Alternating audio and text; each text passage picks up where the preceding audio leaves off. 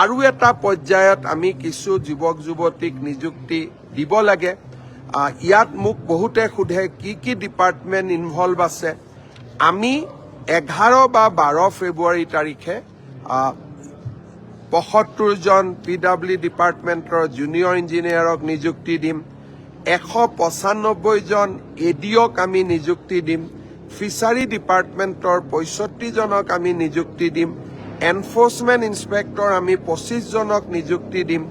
Junior engineer civil আমি 642 জনক নিযুক্তি দিম।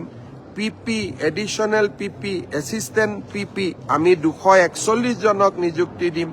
সেৰিকালচাৰ ডেমনষ্ট্ৰেটৰ 125 জনক নিযুক্তি দিম আৰু জুনিয়ৰ ইঞ্জিনিয়াৰ 160 জনক নিযুক্তি দিম। এনেকে 2000 যুৱক যুৱতীক আমি 11 বা 12 ফেব্ৰুৱাৰী তাৰিখে চৰকাৰত আমি নিযুক্তি দিম। 4500 LPME আৰু SRDৰ অৰ্থাৎ স্পেচিয়েল ৰিক্ৰুটমেণ্ট ড্ৰাইভ অফ সৰ্বশিক্ষা অভিযানৰ শিক্ষকসকলৰ বাবে ইয়াৰো আমি ফাইনেল ভেৰিফিকেশ্যন কৰি আছো।